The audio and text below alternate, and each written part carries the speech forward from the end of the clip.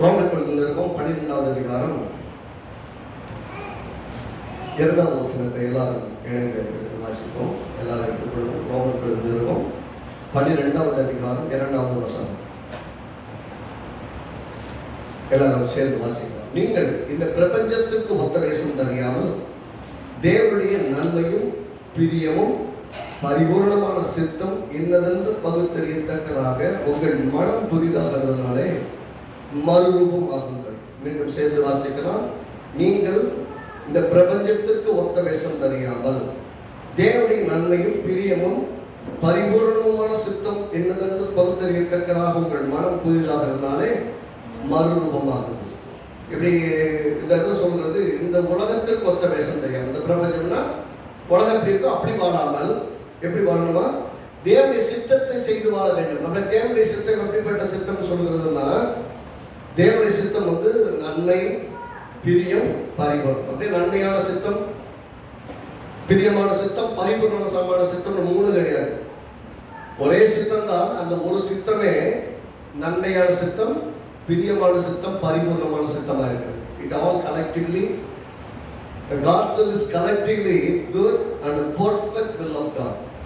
அந்த தேவனுடைய சித்தத்துல எந்த விதமான குழப்பமும் கிடையாது. அதனாலதான் அந்த ஒரு சித்தமே எப்படி அடங்கி இருக்குன்னா, நன்மையான சித்தம், பிரியமான சித்தம், பரிபூர்ணமான சித்தம். அதுக்கு மேல வேற எந்த கனெக்ஷனும் தேவையில்லை. அப்படின்னா தேவன் நம்முடைய வாழ்க்கையில தேவனுடைய சித்தத்தை சொல்லுகிறார். இதுதான் என்னுடைய ஆசை. சித்தம் நேரத்தில் உங்களை குறித்து தேவனுடைய நோக்கம், அல்லது உங்களையும் என்னை குறித்து தேவனுடைய நோக்கம், சபையை குறித்து தேவனுடைய நோக்கம், ஒவ்வொரு தனிப்பட்ட விசுவாசிகளின் வாழ்வை குறித்து தேவனுடைய நோக்கம். அப்படின்னா தேவ சித்தம் நம்ம என்ன பார்க்கிறோம்னா, அப்பதான் தேவ சித்தம். அப்ப இங்க சொல்றது பரிபூர்ணமான சித்தம் என்னதுன்னு அறிந்து அதுல வாழ வேண்டும் அப்படின்னு சொல்லும் போது, தேவ சித்தம் அப்படின்னு சொல்லல, என்ன நடந்தாலும் தேவனுடைய சித்தப்படி நடக்கட்டும் அப்படின்னு சொல்லும்போது நல்லா இருக்குது. ஆனா பாருங்க, தேவ சித்தம் சொல்லும்போது தேவனுக்கு ஒரு சித்தம் இருக்கு. நம்மை குறித்தோ, சபையை குறித்தோ, குடும்பத்தை குறித்தோ, பிள்ளைகளை குறித்தோ, எல்லாரை குறித்தும் தேவனுக்கு ஒரு திட்டம், ஒரு சித்தம், ஒரு நோக்கம் இருக்கிறது. அது காட்ஸ் பிளான், அது God's will or God's purpose அப்படி சொல்லலாம். இது எப்படி சொன்னீங்கன்னாலும் ஒன்னா தான் வரும். ஆனா தேவனுக்குன்னு ஒரு சித்தம் இருக்குது. ஆனா மனுஷன் எப்படி உண்டாக்கிட்டாருன்னா அவர் மாதிரி உண்டாக்கிட்டார். தேவன் மனிதனை அவருடைய சாயலில் அவருடைய ரூபத்தில் உண்டாக்கிட்டதுனால இப்ப மனுஷனுக்கும் செல்ஃப் வில், அதாவது சுய சித்தம் என்று ஒன்று கொடுத்திருக்கிறார். அது எப்படின்னா, மனுஷனுக்கு அவன் விரும்புகிறத செய்யலாம். ஏன்னா தேவன் விரும்புகிறதான் செய்ய நினைக்கிறார். ஆனா தேவ சித்தம் எப்படிப்பட்டதுன்னா, நன்மையானது, பிரியமானது, பரிபூர்ணமானது. there is no correction இருக்கு. ஆனா மனுஷனுடைய சித்தம் அந்த சூழல், அவன் வாழும் இடம், அவன் வாழக்கூடிய வாழ்க்கையின் எல்லைகள், அதுக்கு தகுந்த மாதிரி அவன் பணம், அவனுடைய பொருளாதாரம், அவனுடைய தேவைகள், அவனுடைய சவால்கள், அவனுடைய நெருக்கங்களுக்கு தகுந்த மாதிரி சுய சித்தம் மாறிக்கொண்டே இருக்கிறது. அதாவது self will always keep changing, God's will never ever change. அதாவது தேவ சித்தம் எப்பயுமே மாறாது. அதை நேற்று உங்களுக்காக ஒரு சித்தம் வச்சிருந்தாரு, நீங்க தப்பா போயிட்டீங்க, ஆகவே அந்த சித்தத்தை மாற்றி உங்களுக்காக அட்ஜஸ்ட் பண்ணி ஒரு புது சித்தம் எல்லாம் கிடையாது. கர்த்தர் உங்களை குறித்து வைத்திருக்கிற நோக்கம் மாறாது, இப்பயும் எப்பயும் மாறாது. உங்களை குறித்து வைத்த திட்டம் இப்பயும் எப்பயும் மாறாது. அப்படின்னா கடவுள் திட்டம் பண்ணின விஷயம், கடவுள் உங்களை வைத்திருக்க சித்தம், உங்களுடைய நோக்கம் எப்பயுமே மாறாது. இதை போல பாதம் ஒருவேளை அதை அடைவதற்கு முடியாததை போல சவாலாக இருக்கும், இல்ல அதை அடைய முடியாது என்கிற கேள்விகளை உருவாக்கக்கூடியதா இருக்கும். இல்ல அப்படிப்பட்ட இடத்துல வாழ முடியாது, நிச்சயமா அப்படிப்பட்ட இடத்தை அடைய முடியாது என்று கேட்கக்கூடிய கேள்விகள் உண்டாகிற அளவுக்கு நம்முடைய வாழ்க்கையில் எல்லாம் நடந்துட்டு இருக்கும். ஆனா நல்லா கவனிக்கணும், தேவன் அவர் தேவனாக இருக்கிறார், அவருக்கு ஒரு சித்தம் இருக்கிறது. அந்த சித்தத்தின்படிதான் இந்த முழு உலகத்தையும், அந்த சராசரங்களையும், அதில் உள்ள எல்லாவற்றையும், உங்களையும் என்னையும் சிருஷ்டித்து நீங்கள் ஆண்டு கொள்வதாக இருக்க வேண்டும் என்கிற வரைக்கும் கூட அவர் அப்படிதான் பிளான் பண்ணி சிருஷ்டித்தார். ஆனா நாம் அவருடைய சாயலில் சிருஷ்டிக்கப்பட்டபடியால் நமக்கு சுய சித்தத்தை கொடுத்திருக்கிறார். இப்ப சுய சித்தம்னா எப்படி, ஏதேன் தோட்டத்துல கர்த்தர் சொன்னாரு, உனக்கு முன்பாக நன்மை தீமை அறியத்தக்க விஷயத்தை வச்சிருக்கிறேன், ஜீவ விஷயத்தை வச்சிருக்கிறேன். என்ன சொன்னாரு, இந்த நன்மை தீமை அறியத்தக்க விருட்சத்தின் கனியை புசிக்கும் நாளிலே சாகவே சாவாய் சொல்றாரு. இப்போ உனக்கு சுய சித்தம் ஒன்று இருக்கு தம்பி, அந்த சுய சித்தத்தை பயன்படுத்தி நான் உனக்கு சொன்னதை போல நீ நன்றாய் வாழ்வதற்கு தெரிந்து கொள்ள வேண்டும். அப்ப நன்றாய் வாழ்வதற்கு சொல்லும் போது இதுல பங்கடையாது, இதுல பங்கடைந்தால் உனக்கு மரணம் வரும், அப்படின்னு சொல்லிடுறார். அப்படின்னாலும் அதற்கு பின்பாகவும் இவ்வளவு சொன்னதுக்கு அப்புறம் கூட மனிதன் தன் சுய சித்தத்தை பயன்படுத்தி எதை தேவன் வேண்டாம் என்று சொன்னாலும் அதை தேர்ந்தெடுத்து பங்கெடுக்கிறான்.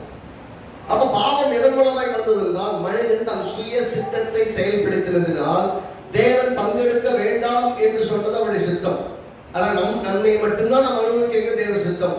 நன்மை எது தீமை எது என்று நீங்கள் அறிய வேண்டிய அவசியம் இல்லை. அதான் சொல்ல போனா நன்மை மட்டும் தெரிஞ்ச போதும் தீமை உங்களுக்கு தெரிய வேண்டியதில்லை என்பதுதான் தேவனுடைய நோக்கம்.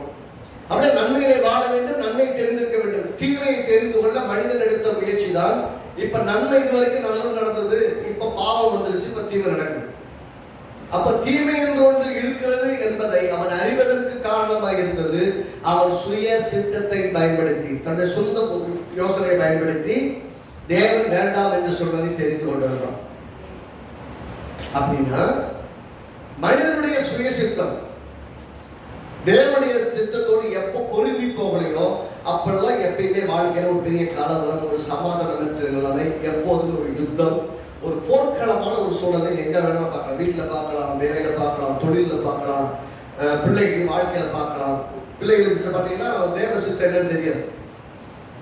தேவ சித்தத்தை பல விதத்தில் சொல்லியிருந்தா கூட மைண்ட்ல ஏறாது. அதில் ஏதாவது பண்ணிக்கிட்டே இருப்பாங்க. அந்த தேவ சித்தத்தை விட்டுட்டு வேற எதெல்லாம் பண்ணணும் எல்லாம் பண்ணுவாங்க.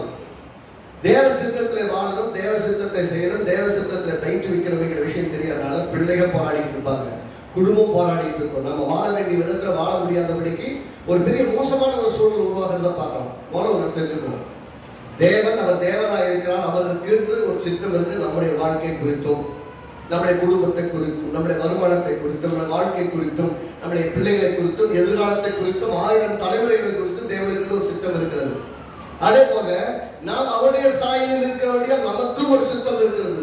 இது என்னன்னா, நாம் நம்முடைய சுய சித்தத்தை பயன்படுத்தி தேவனுடைய சித்தத்தை நாம் தெரிந்து கொள்ள வேண்டும். அதுதான் தேவ விருப்பம். ஆமென். அவர் சுய சித்தத்திற்கு நமக்கு பெர்மிட் பண்றாரு. அந்த சுய சித்தத்தை பெர்மிட் பண்ணும் போது அந்த சுய சித்தத்தை பயன்படுத்தி தேவ சித்தத்தை தெரிந்து கொண்டால்தான் வெற்றியாய் வாழ முடியும். யாரெல்லாம் சுய சித்தத்தை பயன்படுத்தி தனக்கு பிரியமானதை தெரிந்தெடுக்கிறார்களோ அவருடைய வாழ்க்கை பெரிய யுத்தத்தில் தான். ஏன் தேவ சித்தம் நடக்க போறதில்லை. தேவனுடைய ஆலோசனை நடக்காம மனுஷன் சொல்ற வார்த்தைகளை எல்லாம் கேட்டு நான் சொல்லுவேன், பிள்ளைகளை தப்பான விதத்தில் நடத்தினாலும் தப்பு, பெற்றோர் பிள்ளைங்க தப்பா நடந்தாலும் தப்பு, பெரியவங்க தப்பா நடத்தினாலும் தப்பு, பெரியவங்க தப்பா நடந்தாலும் தப்பு. தேவ சித்தம் இதுன்னா அந்த சித்தத்துக்கு நம்மை அர்ப்பணிக்க வேண்டும், நம்முடைய குடும்பத்தை அர்ப்பணிக்க வேண்டும், நம்ம பிள்ளைகளை அர்ப்பணிக்க வேண்டும், நம்முடைய வருமானத்தை, நம்முடைய வாழ்வை, நம்முடைய எல்லைகளை, கணவன் மனைவி பிள்ளை எதா இருந்தாலும் எல்லாத்தையும் தேவ நோக்கத்துக்கு அர்ப்பணிக்கணும். ஆலயமா இருந்தாலும் எல்லாத்தையும் தேவ நோக்கத்துக்குள்ளாக தான் செய்வது என்று தீர்மானிக்க வேண்டும். ஆக தேவ சித்தம் ஒன்று, அவருடைய தேவனுக்குன்னு ஒரு சித்தம் இருக்குது, நமக்குன்னு ஒரு சித்தம் இருக்குது. ஆனா நம்ம சுய சித்தத்தை பயன்படுத்தி தேவ சித்தத்தை தெரிந்தெடுக்கணும். அநேக சமயத்துல எப்பயுமே நம்ம சித்தம் தான் ஜெயிக்கும். உண்மைதானே? அநேக சமயத்துல நம்ம என்ன யோசிக்கிறோம் அதைத்தான் செய்வோம். கடவுள் என்ன சொல்லியிருந்தாலும் அதை செய்வதற்கு நம்முடைய மனம் ஒத்து போகாது. அதனாலதான் வேதம் சொல்றது, இந்த பிரபஞ்சத்திற்கு ஒத்த வேஷம் தெரியாமல் இந்த உலக மக்கள் தங்களுக்குன்னு ஒரு சித்தம் வச்சுக்க அதை தான் செய்வாங்க. எவனை அடிச்சா என்ன, எவனை கொண்டா என்ன, எவனை ஏமாத்தினா என்ன, எவனை வஞ்சிட்டா என்ன, எதையாவது பண்ணி என்னமாவது பண்ணி நான் நல்லா இருக்கணும், நான் நல்லா வாழும் இந்த உலகம். ஆனால் தேவன் எப்படி பார்க்கிறாரு, நீ அப்படி வாழ முடியாது, எல்லாரும் கூட நீ வாழ முடியாது. ஒரு குடும்பமா இருந்தாலும், ஒரு குடும்ப வாழ்க்கை, ஒரு கணவன் மனைவிங்கிற வாழ்க்கையை முதற்கொண்டு தேவன் சுய சித்தத்தை பயன்படுத்தி தான் காரியம் செய்கிறார். சுய சித்தத்தை பயன்படுத்தி தான் காரியத்தை செய்கிறார். எத்தனை பேர் சொல்ல புரியுது? புரியுது ரொம்ப முக்கியம். அப்படின்னா தேவ சித்தம், சுய சித்தம், இந்த ரெண்டுக்கு இடையில எப்பயும் ஒரு போர்க்களம் இருக்கும். ஏன்னா தேவன் இப்படித்தான் இருக்கணும்னு எதிர்பார்க்கிறார். நம்ம மனசு என்ன சொல்லி இப்படி இருக்கக்கூடாது, நமக்கு பிடிச்சதெல்லாம் செய்யணும், நம்ம சித்தத்தை செயல்படுத்த முயற்சி செய்யணும். அதை செய்யும் போதெல்லாம் ஒரு கேள்வி கேட்டுப்பாங்க, இது தேவனுக்கு பிரியமா? ஒன்றை செய்யணும்னு யோசிக்கும் போது இது தேவனுக்கு பிரியமா? கடவுளுடைய வேலை செய்யும் போது, ஊழியத்தை செய்யும் போது, ஒரு சின்ன வேலையை செய்யறதா சரி, ஆலயத்துக்காக செஞ்சாலும் சரி, வீட்டுக்காக செஞ்சாலும் சரி, படிக்கிற விஷயமா இருந்தாலும் எல்லாவற்றிலும் தேவனுக்கு இது சுத்தமா, தேவனுக்கு பிரியமான பார்த்து செஞ்சீங்கன்னா மிஸ்டேக்கே வராது. நம்ம கரெக்டா நடந்து கொள்வோம். ஆகவே நம்முடைய உள்ளமும் மனமும் வாழ்க்கையில ரொம்ப தெளிவா இருப்போம். வாழ்க்கையில முன்னேறது ரொம்ப கஷ்டமான விஷயம் கிடையாது. வாழ்க்கை முன்னேறது ரொம்ப சுலபம். ஏனென்றால் தேவன் சுத்தம் கொண்டிருக்க நாம் முன்னேற வேண்டும், நாம் நன்றாக இருக்க வேண்டும், இருப்பதற்கு 1000 மடங்கு பெருக வேண்டும் என்று தேவன் சுத்தம் வைத்திருக்கிறார். எத்தனை பேர் தெரியும் 1000 மடங்கு பெருகு சுத்தம்? அப்ப 1000 மடங்கு பெருகிறது தான் தேவ சுத்தம்னா, நான் பெருக வேண்டும் என்கிற எண்ணமும் அந்த விசுவாசமும் எனக்குள்ள வரணும், அதை தெரிந்து கொள்ளணும். அப்ப நான் தெரிந்து கொண்டால் தான் 1000 மடங்கு பெருக்கத்துக்கு நேரம் என்னால் போக முடியும். இல்லாவிட்டால் அவர் வாக்கு பண்ணியிருப்பார், எனக்கு வாக்குத்தத்தம் இருக்கும், ஆனால் நான் வாழ்ந்திருக்க மாட்டேன். அப்ப வாக்குத்தத்தம் என்பது கொடுக்கப்பட்டிருந்தாலும் அது ரொம்ப கஷ்டமான விஷயம். அது எதை தொடர்ந்து கொள்ள வேண்டும் என்று தேவன் சொல்லி கொடுத்திருக்கிறார். நான் சொல்லுங்க, எதை தெரிந்து கொள்ளணும்னு என்ன சொன்னாரு? என்ன சொன்னாரு? நன்மை தீமை அறியத்தக்க விஷயத்துல பங்கடைய வேணாம்னு சொன்னார். அப்படின்னு அர்த்தம் எதை தெரிந்தெடுக்க கூடாதுன்னு சொன்னாங்க. இந்த மனிதனுக்கு எதை தெரிந்தெடுக்க கூடாதுன்னு சொல்றோம், அது மேல நாட்டம் இல்லையா? எதை தெரிந்தெடுக்க கூடாது அதை தெரிந்தெடுக்கிறதுல நாட்டம், அவர் மேல ஆசை, அதனாலதான் போய் எதை பண்றாரு. எப்பயுமே பாருங்க, சுய சித்தம் நமது, தேவ சித்தம் அவரோடது. அவர் ஒரு காயை நகர்த்துறாரு. செஸ் விளையாடுறத பார்த்துருக்கீங்களா? ஒருத்தர் காய் நகர்த்துறதுக்கு ஒருத்தர் காய் நகர்த்துறாரு, ரைட்டா? அது போலதான் தேவனும் அவருடைய சித்தத்தை சொல்லிட்டார், காமிச்சிட்டார், அவர் காய் நகர்த்திட்டார். இப்ப நாம தான் அது விசுவாசத்துல எடுத்துக்கொள்ளணும். அவர் எல்லாவற்றையும் மேற்கொண்டு ஜெயித்து எல்லாவற்றையும் உரிந்து கொண்டு உன்னதத்திலே பிதாவின் வலது பாசத்தை வைத்திருக்கிறார். நமக்கெல்லாம் உரியதுன்னு சொல்லிவிட்டார். உபாகமத்தின் புஸ்தகம் 30வது அதிகாரம் 19, 20 2 வசனத்தை வாசிப்போம். ஏற்கனவே நம்ம இன்னொரு பகுதியில் இன்னொரு வாரத்தில் நம்ம பார்த்தோம். ஆனால் மீண்டும் இந்த இடத்துல ஆப்டாங்க, அதை வாசிப்பது நல்லது. உபாகமத்தின் புஸ்தகம் 30வது அதிகாரம் 19, 20 2 பார்ப்போம். எல்லாம் எடுத்துக்கொள்ளும். புதிய பழைய ஏற்பாட்டில் 268, பேஜ் நம்பர் 268. எல்லாம் சேர்ந்து எடுத்துக்கொள்ளுங்க, வாசிக்கலாம். நான் ஜீவனையும் மரணத்தையும் ஆசீர்வாதத்தையும் சாபத்தையும் உனக்கு முன் வைத்தேன் என்று உங்கள் மேல் வானத்தையும் பூமியும் என்று சாட்சி வைக்கிறேன். வானமும் பூமியும் சாட்சி, உங்களுக்கு முன்னால் ஜீவன் இருக்கு, மரணம் இருக்கு, ஆசீர்வாதம் இருக்கு, சாபம் இருக்கு என்று சாட்சி வைக்கிறேன். ஆகையால் எல்லாம் சேர்ந்து வாசிப்போம். நீயும் உன் சந்ததியும் பிழைக்கும்படிக்கு நீ ஜீவனை தெரிந்து கொள்ளு. என்ன தெரிந்து கொள்ளணும்? முன்ன எதை தெரிந்தெடுக்க வேணாம்னு சொன்னாரு. நன்மை தீமை அறியத்தக்க வரத்து நீ பங்கடைய வேணாம்னு சொன்னாரு. அதுல பங்கடைதான். இப்ப என்ன சொன்னாரு? ஜீவனை தெரிந்து கொள்ளுங்கிறார். அடுத்த வசனம் கேளுங்க, 20வது வசனம். கர்த்தர் பிதாவாக்களாகிய ஆபிரகாமுக்கும் ஈசாக்குக்கும் யாக்கோபுக்கும் கொடுப்பேன் என்று அவனுக்கு ஆணையிட்டு கொடுத்த தேசத்தில் குடியிருக்கும்படிக்கு உன் தேவனாகிய கர்த்தரில் அன்பு கொண்டு அவர் சத்தத்துக்கு செவி கொடுத்து அவரை பற்றி கொள்வாயாக. எல்லாம் சொல்லுங்க, அவரை பற்றி கொள்வாயாக. அவரே உனக்கு ஜீவனும் தீர்க்காயுசுமானவர். அவர் தான் ஜீவன், அவர் தான் தீர்க்காயுசு. எதை தெரிந்து கொள்ளணும்? ஜீவனை தெரிந்து கொள்ளணும். யாரை தெரிந்து கொள்ளணும் சொல்ல வராது? தேவனை தெரிந்து கொள்ளணும். தேவனுடைய வாக்குத்தத்தத்தை தேவனை தெரிந்து கொள்ளணும். Choose God. தேவனை தெரிந்து கொள்ளுங்கள். அவர் தான் உங்களுக்கு ஜீவன், அவர் தான் உங்களுக்கு தீர்க்காயுசம். அப்படி கடவுள் இருந்தா நம்ம ஜீவனோடு இருப்போம், தீர்க்காயுசோடும் இருப்போம். மற்ற எதுவுமே நமக்கு ஜீவனாயிராது. இதுல நல்லா கவனிச்சு பாருங்க, தேவன் எல்லாருக்கும் செய்துட்டு எதை செய்யணும்னு சொல்லிட்டாரு. எது சித்தம்? ஜீவனை தெரிந்து கொள்வது சித்தம். அப்ப நாம எதை தெரிந்து கொள்ளணும்? ஜீவனை தெரிந்து கொள்ள வேண்டும். எதை தெரிந்து கொள்ளணும்? அவரே ஜீவன், அவரே. அப்படின்னா choose God. If you are choosing God, automatically you are choosing life. இயேசுவை தேவனை தெரிந்து கொள்கிறீர்கள் என்று சொன்னால் நீங்கள் தெரிந்து கொள்ளும் போது ஜீவனை தெரிந்து கொள்ளுவதாக இருக்கிறீர்கள். ஆகவே நம்ம இயேசுவை விசுவாசித்து நான் பாவி, என்னை உங்களுடைய கருத்துல ஒப்பு கொடுக்கிறேன், என் உள்ளத்துல வாங்க என்னைக்கு நீங்க இன்வைட் பண்ணீங்களோ அன்னைக்கு இயேசு உள்ளத்தை வந்துட்டார். நீங்க ஜீவனை தெரிந்திருக்கிறவர்கள் ஏற்கனவே நீங்க ஜீவனை உடையவர்கள். இப்ப ஜீவனை உடையவர்களா இருக்கிறவர்களுக்கு தேவன் வாக்குத்தத்தம் ஏராளமா சொல்லிக்கிறார். அத்தனை வாக்குத்தத்தங்களுக்கு நீங்கள் சொந்தக்காரர்கள். எல்லா வாக்குத்தத்தமும் கிறிஸ்துவுக்குள்ளாக ஆம் என்றும் ஆமென் என்றும் இருக்கிறது. அப்படின்னா வாக்குத்தத்தம் எல்லாம் கிறிஸ்துவுக்குள் இருக்குது. நீங்களும் நானும் கிறிஸ்துவுக்குள் இருக்கிறோம். ஆக வாக்குத்தத்தங்களின் உடன்படிக்கைகளுக்கு நம்ம பங்காளிகள் இருக்கோம்.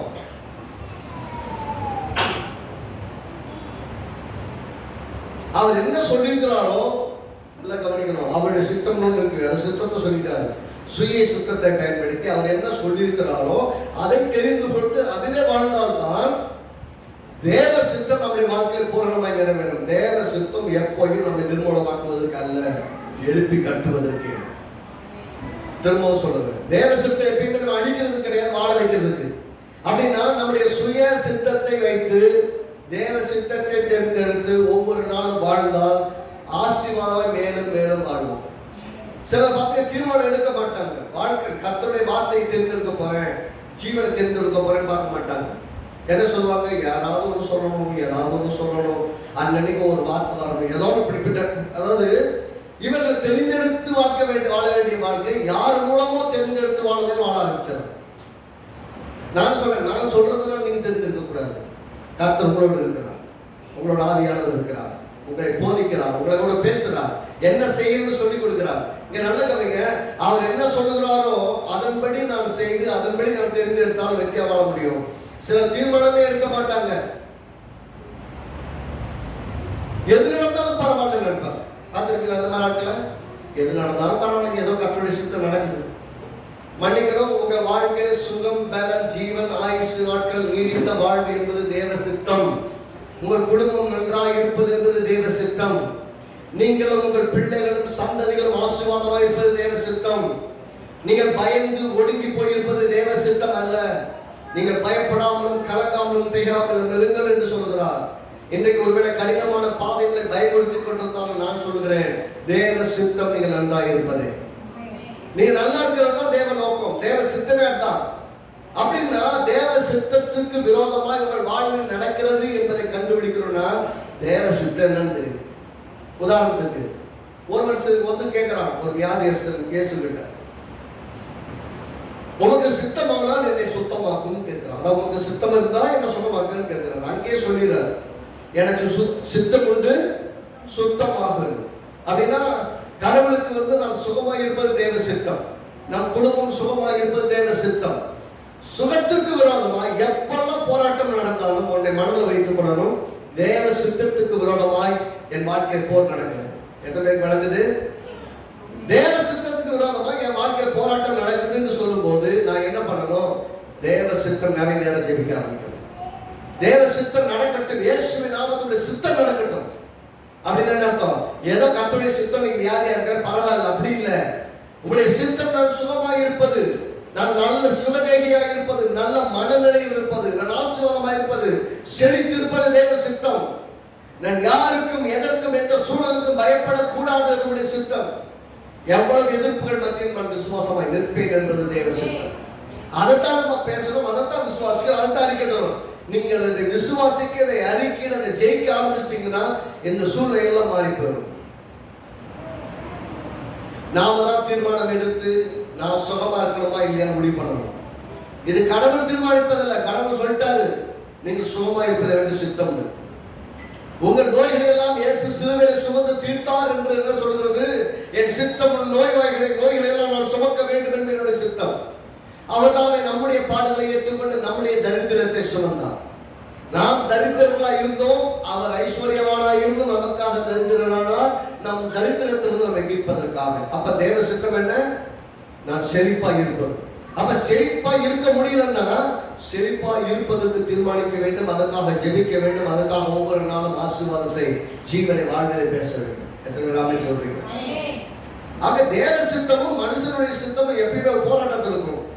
தேவ சித்தம் ரொம்ப கிளீனா எழுதி கையில புஸ்தகமா கொடுத்துட்டாரு. ஆனா மனுஷ சித்தம் இதற்கு விரோதமா தான் எப்பயுமே இருக்கும். அதனாலதான் சொல்றது, இந்த பிரபஞ்சத்துக்கு ஒத்த வேஷம் தெரியாமல் உலக மக்கள் அவன் தேவன் இல்லை, அவங்க நினைக்கிற மாதிரி வாழ்றாங்க. அப்படி நீ வாழ முடியாது. ஏனென்றால் உனக்கு தேவன் இருக்கிறார், வேதம் இருக்குது, வாக்கு தத்தம் இருக்குது, உடன்படிக்கை இருக்கிறது, ஆவியானவர் உள்ளே இருக்கிறார், உனக்கு தேவனுடைய பிரசன்னம் இருக்கிறது, தேவனுடைய நடப்பில் இருக்குது. எல்லாமே இருந்தும் மனிதர்களை போல, உலக மனிதர்களை போல உலகத்துக்கு ஒத்த வேஷத்தை தெரிவிக்கிற போல இருந்தீங்கன்னா தேவனுடைய நன்மையும் பிரியமும் பரிபூர்ணமான சித்தம் என்னதென்று பகுத்தறிய முடியலன்னா நீங்க வெற்றியா வாழவே முடியல. அப்படின்னா பகுத்து அறிவதற்கும் தெளிவு உண்டாவதற்கும் தேவ சித்தத்தை நீங்க கண்டிப்பா இருந்திருக்கணும். அப்படின்னா நம்ம வாழ்க்கையில் பாத்தீங்கன்னா கர்த்தர் எதையுமே வற்புறுத்தி திரிக்கிறது. நம்ம பிள்ளைக்கு சாப்பாடு போட்டு கொடுக்குறோம், அந்த பிள்ளை சாப்பிடலன்னா என்ன பண்றோம்?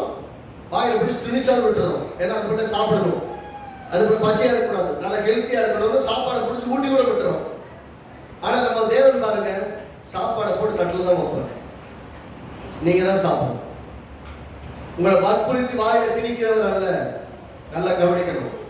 தேவனுடைய சித்தம் நீங்க ஆரோக்கியம் நல்லா சாப்பிட்டு திருப்தியா இருக்கணும். தேவனுடைய சித்தம் எதையும் வாயில திணிக்கிறது இல்லை. இஸ்ரேல் ஜனங்களுக்கு டெய்லி மண்ணா வந்தது, வாயில திணிக்கல, சாப்பாடு கொடுத்தாரு. டெய்லி காடை வேணும், சாப்பாடு கறி வேணும்னாங்க, காடை வந்து பண்ணாரு. எதையும் வாயில திணிக்கல. எதையுமே தேவன் வாயில் வைத்து உங்களுக்கு திணிப்பதில்லை, உங்களுக்கு முன்னாடி வைக்கிறார். நீங்க அதை எடுத்து அனுபவிக்கணும். எத்தனை பேருக்கு வழங்குது? அவர் கேட்பதை கொடுக்கிறார். அனுபவிக்க வேண்டியது உங்களுடைய கடமை, எடுத்துக்கொள்ள வேண்டியது உங்களுடைய கடமை. அதை எடுக்க மாட்டேன்னு சொன்னீங்கன்னா, எடுக்கிற தீர்மானம் எடுக்கலன்னா வாழ்க்கையில் எதுவுமே கிடைக்கும். God is creating opportunities. God is opening more doors. If you are not ready to get into it, then you will be there where you are.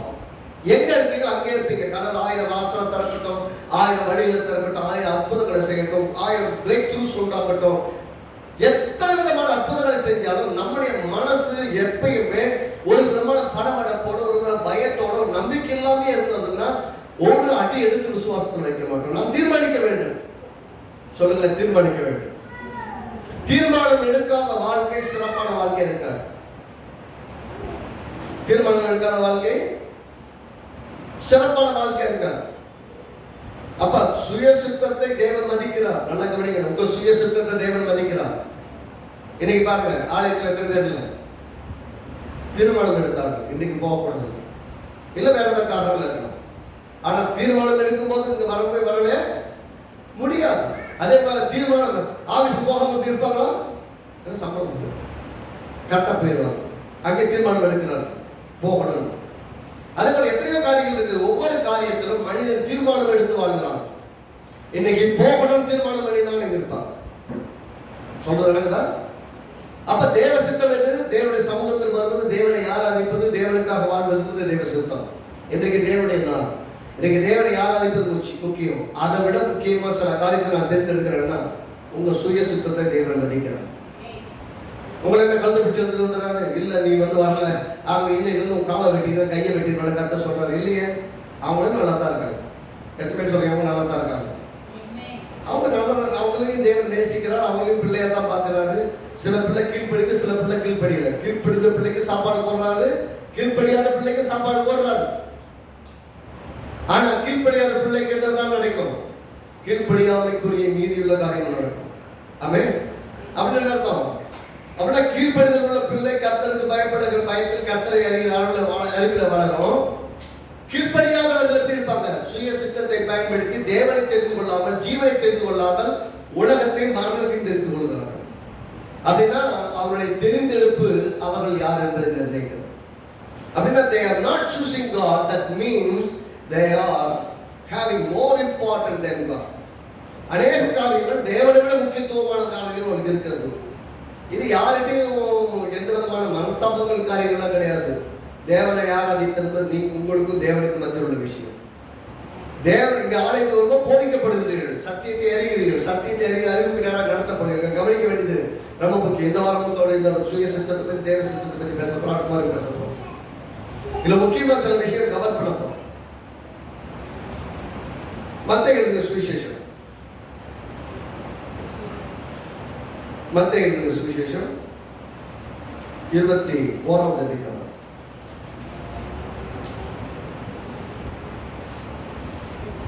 இங்க இயேசு ஒரு ஓமானம் சொல்றார். ஓமையை சொல்லி ஒரு கதை மாதிரி சொல்லி ஒரு விளக்க பார்க்கிறார்.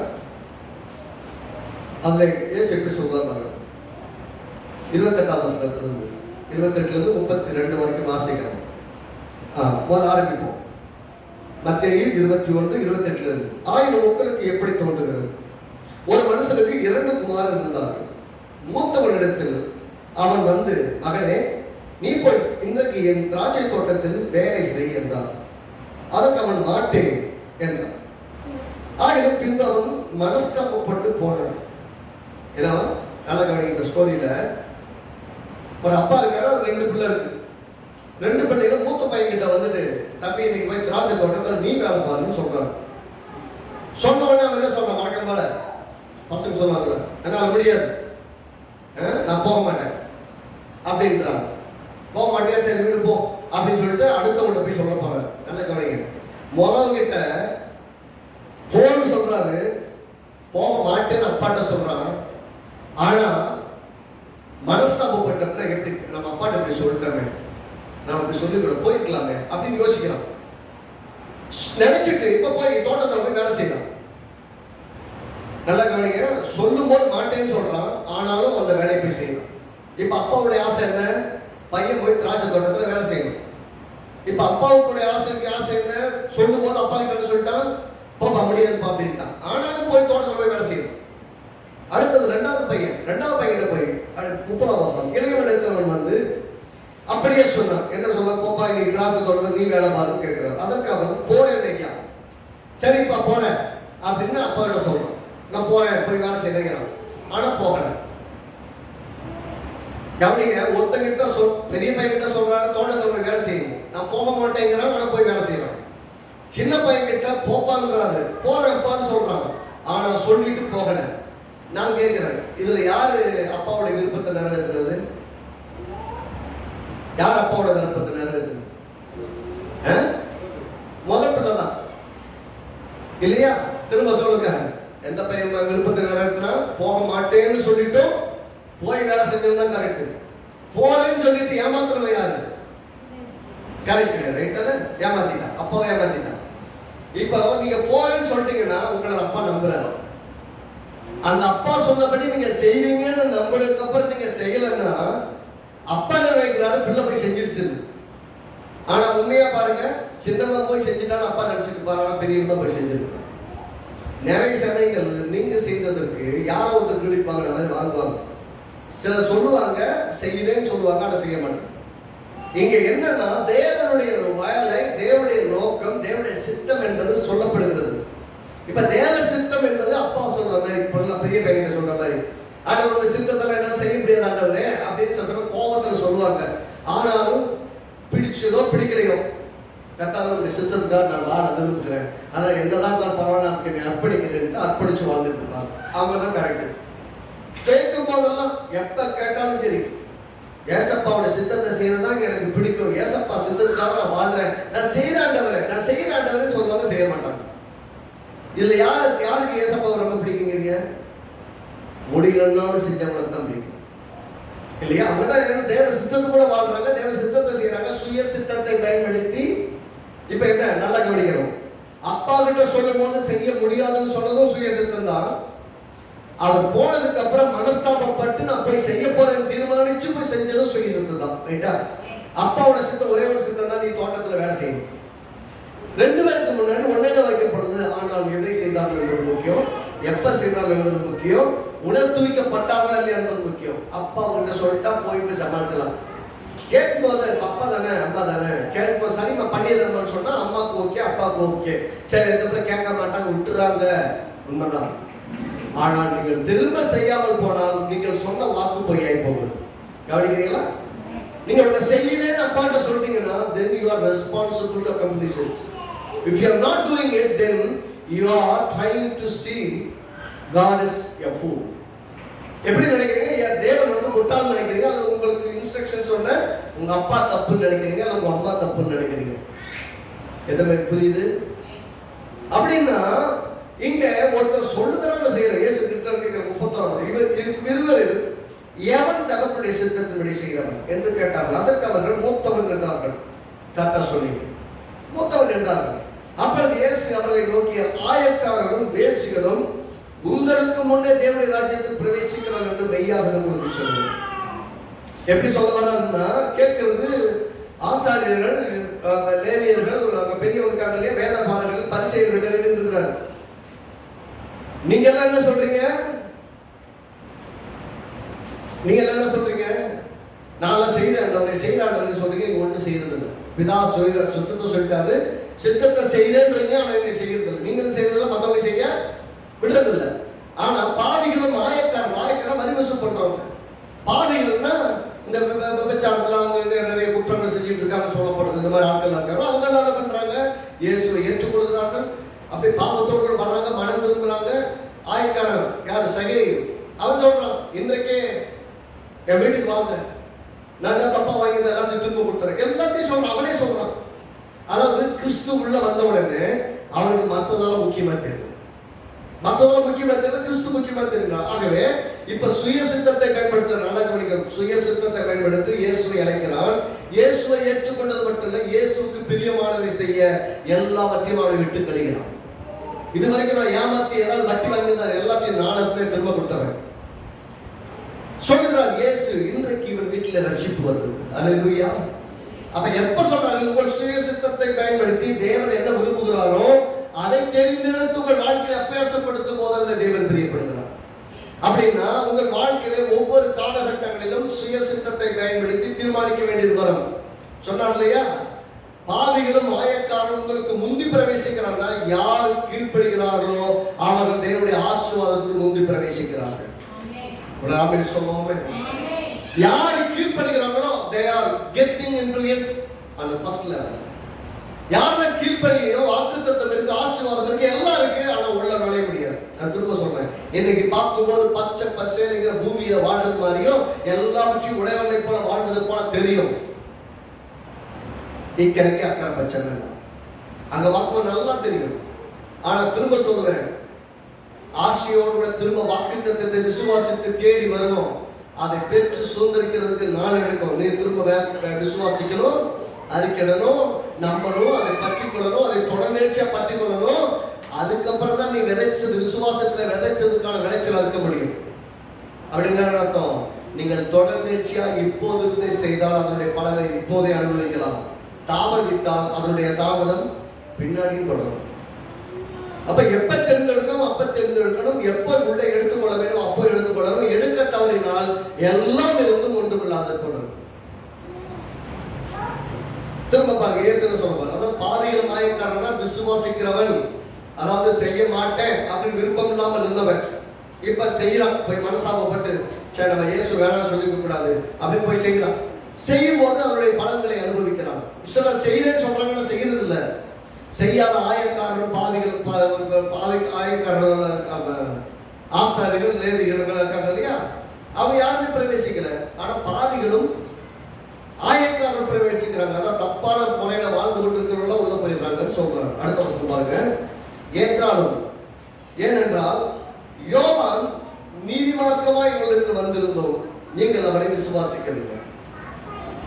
ஆயக்காரரும் வேசிகளும் அவனை விசுவாசித்தார்கள், அதை நீங்கள் கண்டும் அவன் விசுவாசியாதபடியாக பின்பாகில் மனஸ்தாபப்படவில்லை. என்ன சொல்ல பாருங்க. ஆயக்காரரும் பாவிகளும் யோவான் ஸ்நானனை விசுவாசித்து போய் பாவங்களை அறிக்கையிட்டு ஞானஸ்நானம் பெற்றுக் கொண்டார்கள். தங்கள் பாவங்களை அறிக்கையிட்டு அவங்க அறிக்கையிட்டு ஞானஸ்நானம் பெற்றதை பார்த்ததுக்கு அப்புறம் கூட அவங்களுக்கு மனஸ்தாபம் வரலையே, அப்ப கூட திரும்ப செய்யலையே. அவர்கள் எல்லாரும் செய்ய மாட்டேன் என்று வாழ்ந்தவர்கள், தேவ சித்தத்துக்குள் வாழ மாட்டேன் என்று பாவத்தை செய்து உலகத்தின்படி வாழ்ந்து வட்டி வசூல் பண்ணி வரி வசூல் பண்ணி எல்லாத்தையும் செய்து கொண்டு வாழ்ந்தவர்கள்.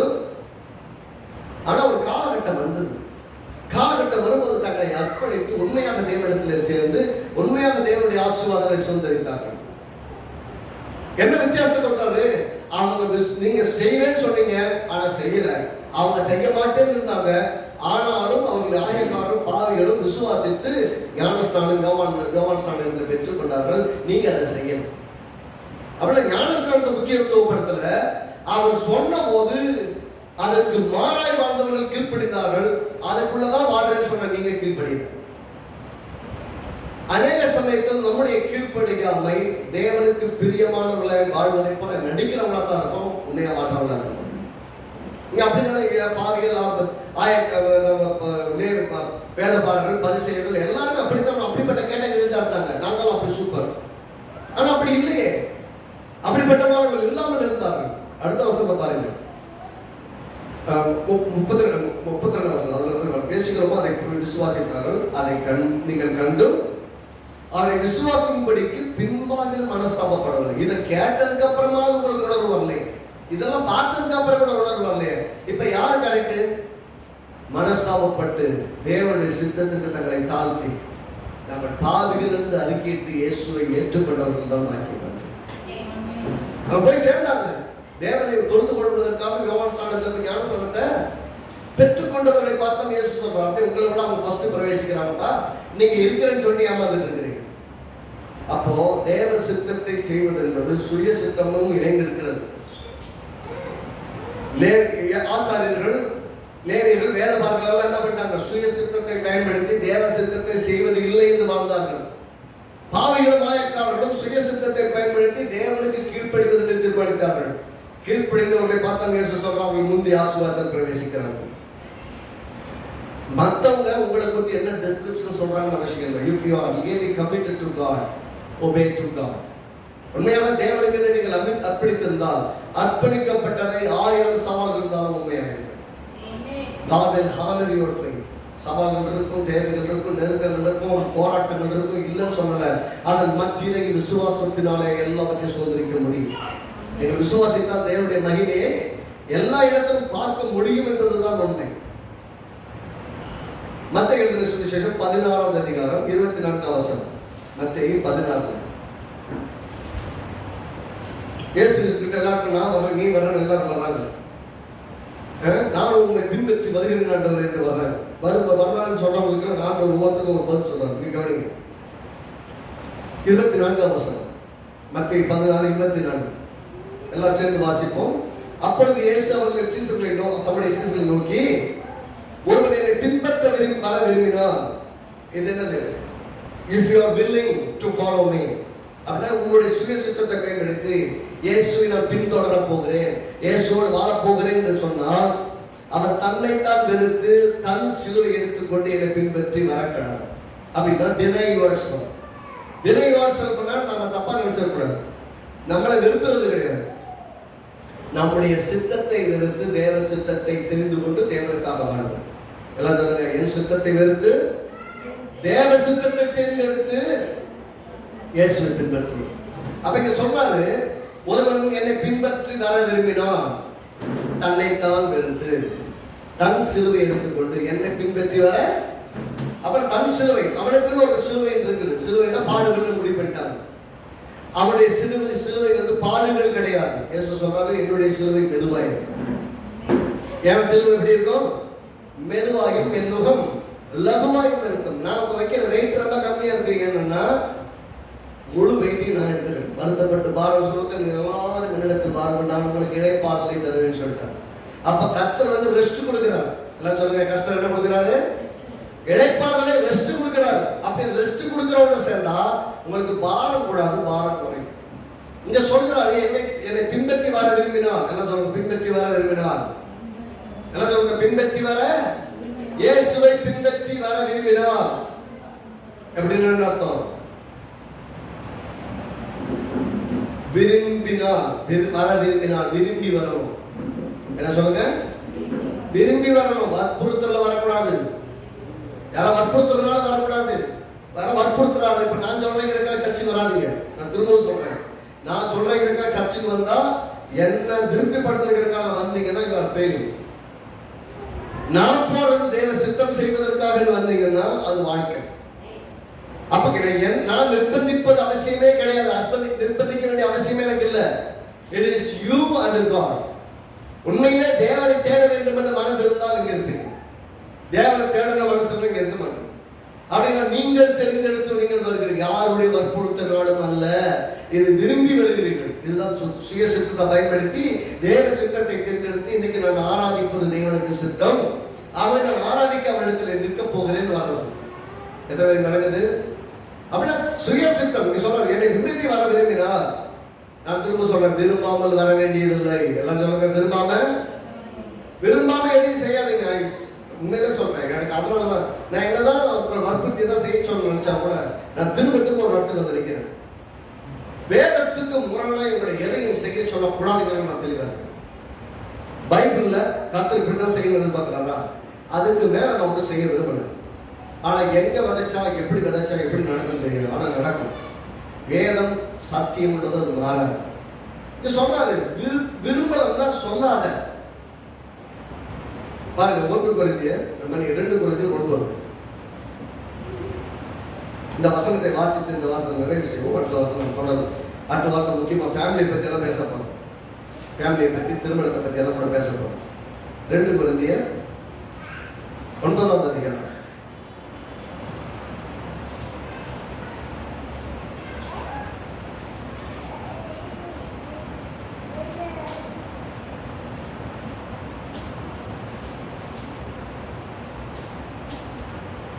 9ஆம் அதிகாரம் 7வது வசனம். எல்லாரும் ரெண்டு கூட சேர்ந்து வாசிக்கலாம்.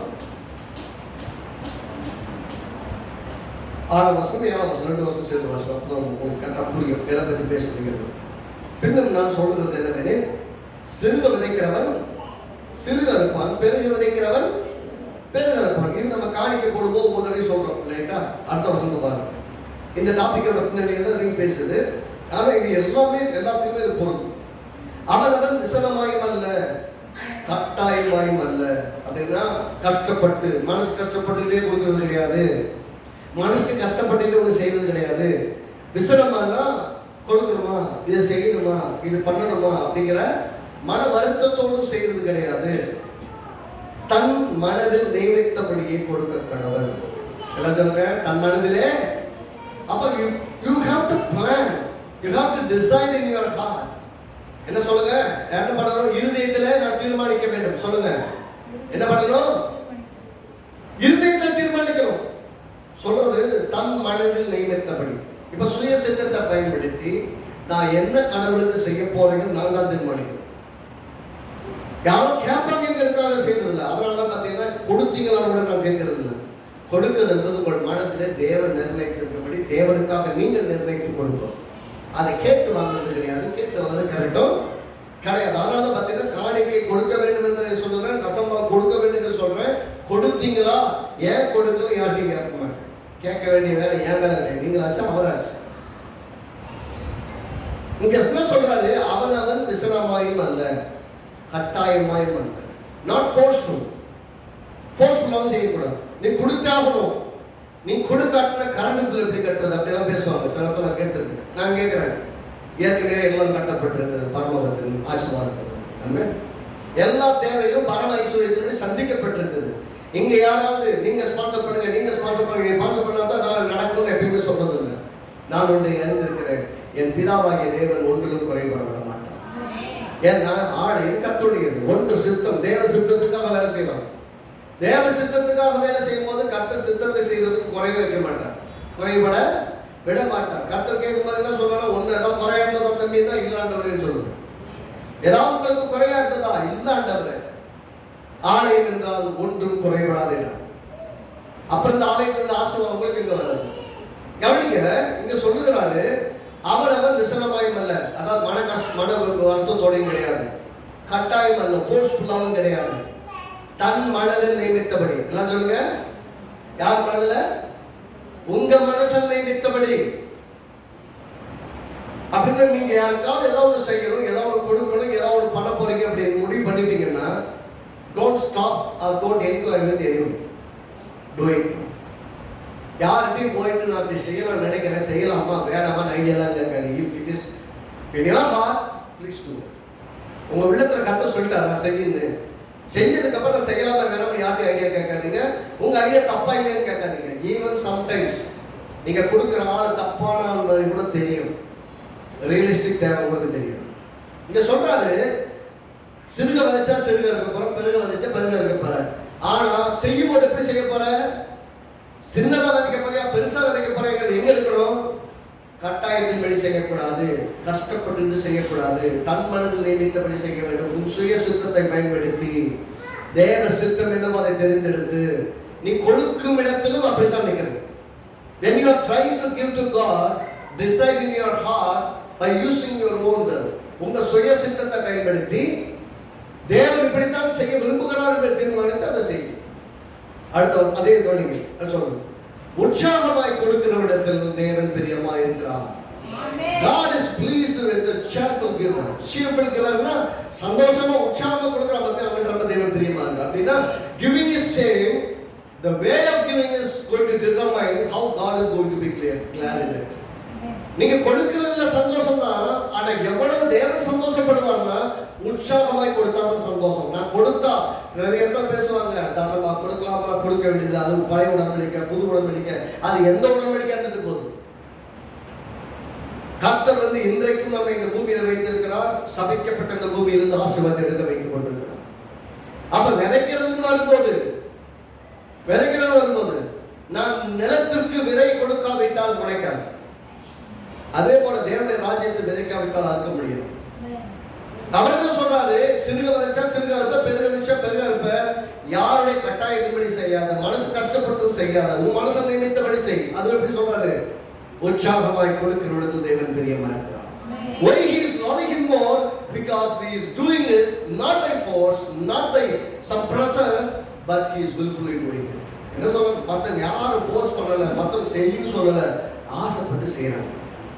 என் ஆண்டவர் என்னோட ஆசை நிமித்தம் தான் சொல்லலாம், என் தேவனுடைய ஆலயத்தில் வைத்திருக்கிற வாஞ்சை நிமித்தம் என் சொந்த காசையும் சேர்த்து வச்சிருக்க கொடுக்கலாம், லட்சக்கணக்கான கோடி. இன்றைக்கு நான் சொல்றேன், எதை செய்தால் உங்கள் சுய சித்தத்தை பயன்படுத்தி தேவ சித்தத்தை தேர்ந்தெடுத்து தேவ சித்தத்தை செய்யுங்கள். அப்பொழுது நீங்கள் வெற்றியாக வாழ்வீர்கள். கணவன் மனைவி இணைந்து வாழ்றதுங்கிற விஷயம், உங்க வீட்டில் இருக்க பிள்ளைகளை வாழ வைக்கிறதுங்கிற விஷயம், பிள்ளைகளை கல்யாணம் பண்ணி கொடுக்கறதுங்கிற விஷயம், ஒவ்வொரு விஷயத்தையும் ஒரு திருமண பந்தம் என்று வரக்கூடிய போது, திருமண பந்தம் என்கிற இடத்துல எப்படியெல்லாம் சுய சித்தத்தை பயன்படுத்தி தேவ சித்தத்தை தேர்ந்தெடுத்து காரியங்களை செய்ய வேண்டும் என்று அடுத்த வார்த்தை பார்ப்போம்.